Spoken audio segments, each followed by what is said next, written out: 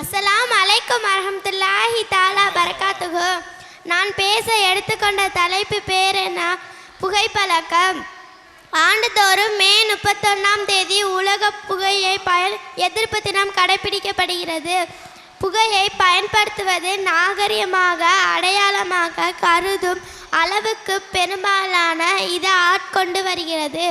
நாகரிகமாக பெண்களும் இப்பழக்கம் சுற்றி வளைத்துள்ளது. இந்த புகைக்கான நாகரிகமாக வளர்ச்சிக்கான பல்வேறு பரிமாணங்கள் தனது உயிரை கொல்லி வேலைகளை கச்சிதமாக செய்கிறது. ஒரு காலத்தின் புகையிலையாக மட்டுமே பயன்படுத்தி வந்தது. பின் சுருட்டாக, பின் பீடியாக, பின் சிகரெட்டாக, பன்பிராக்காக, குட்காவாக, போதை தரும் பீடாவாக, இவ்வாறு பல்வேறு முகங்கள் இந்த புகையில் உண்டு.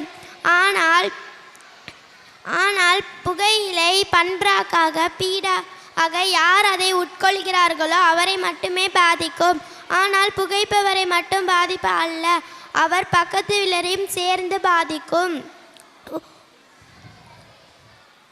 புகைப்பிடிப்பவர் அருகிலே புகைப்பிடிக்காதவர் ஒருவர் இருந்தால் புகைப்பிடிப்பவர் விடவும், புகைப்பிடிப்பவர் புகைப்பிடிக்காதவர் இவர் சுவாசித்தால் புகைப்பிடிப்பவர் புகையை மனிதனுக்கு நோய் வரும் அல்ல. சிகரெட்டை பிடித்த அடுத்தவர் சிகரெட்டை புகைக்காமல் அடுத்தவர் பிடித்து சிகரெட்டை புகைத்தால் நோய் வரும்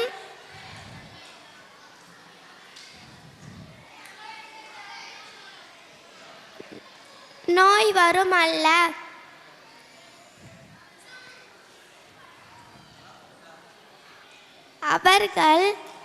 அவர் குழந்தைகள் மற்றும் ஆண் பெண் அடங்கியுள்ளார்கள்.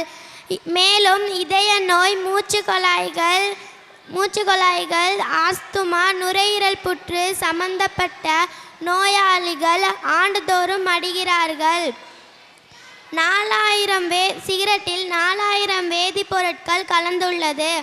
அதில் 43 வேதிப்பொருட்கள் புற்றுநோயை ஏற்படுத்தும். உலக அளவில் ஒருவர் 6 வினாடிக்கு ஒருவர் புகைப்பிடித்தால் மரணமடைந்தார்.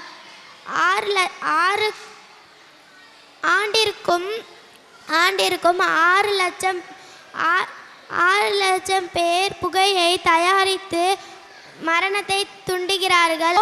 உயிரை காப்பாற்றுவோம், புகையை ஒழிப்போம், உயிரை காப்பாற்றுவோம். அஸ்ஸலாமு அலைக்கும் வரஹ்மத்துல்லாஹி தஆலா பரகாத்துஹு.